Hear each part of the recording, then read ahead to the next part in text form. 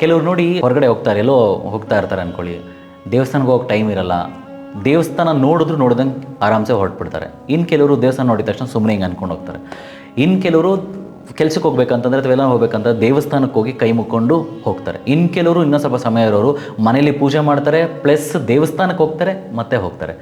ಇನ್ನು ಕೆಲವರು ಮನೇಲಿ ಪೂಜೆ ಮಾಡಿ ದೇವಸ್ಥಾನಕ್ಕೆ ಹೋಗಿ ಕೊನೆಗೆ ದೇವಸ್ಥಾನದಲ್ಲಿ ಒಂದು ಸ್ವಲ್ಪ ಟೈಮ್ ಸ್ಪೆಂಡ್ ಮಾಡಿ ಕೊನೆಗೆ ಏನಾದರೂ ಒಂದು ದಾನ ಧರ್ಮ ಮಾಡಿ ಕೊನೆಗೆ ಅವ್ರವ್ರ ಕೆಲಸಕ್ಕೆ ಹೋಗ್ತಾರೆ. ಸೊ ಇಷ್ಟು ಜನದಲ್ಲಿ ದೇವ್ರು ಯಾರಿಗೆ ತುಂಬ ಒಳ್ಳೇದು ಮಾಡ್ತಾರೆ. ಕಾಲಲ್ಲಿ ಶೂ ಹಾಕಿರ್ಬೋದು, ಇನ್ನೇನು ಹಾಕಿರ್ಬೋದು, ಹಾಗೆ ನಮಸ್ಕಾರ ಮಾಡ್ಕೊತಾನೆ.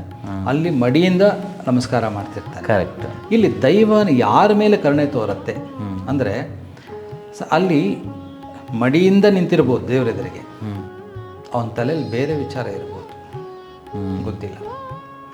ಇಲ್ಲಿ ಇವನಿಗೆ ಜಸ್ಟ್ ಒಂದು ಬಸ್ ವಿಂಡೋನೋ ಟ್ರೈನ್ ವಿಂಡೋನ ನೋಡಿ ಕೈ ಮುಕ್ಕೊಂತಾನಲ್ಲ, ಆ ಕ್ಷಣದಲ್ಲಿ ದೇವ್ರ ಹತ್ರ ಹೊಟ್ಟೋಗಿರ್ಬೋದು. ಹಾಗೆ ಇವನ ಮೇಲೆ ದೃಷ್ಟಿ ಬೀಳುತ್ತೆ ದೈವದ್ದು, ಅವನ ಮೇಲೆ ಬೀಳೋದಿಲ್ಲ. ಇಲ್ಲಿ ಮಡಿ ಅಂದಾಗ ಬಾಹ್ಯ ಮಡಿಗೆ ಒಂದು ಮಟ್ಟದ ಒಂದು ಬೆಲೆ ಇದೆ ಸರ್, ಬಟ್ ಆಂತರಿಕ ಮಡಿ ಬಹಳ ಮುಖ್ಯ. ಇಲ್ಲಿ ಆಂತರಿಕ ಮಡಿ ಯಾರ ಮೇಲಿದೆ ಅವರ ಮೇಲೆ ದೈವದ ದೃಷ್ಟಿ ಖಂಡಿತ ಬೀಳುತ್ತೆ, ಬೇರೆ ಮೇಲೆ ಬೀಳಲ್ಲ.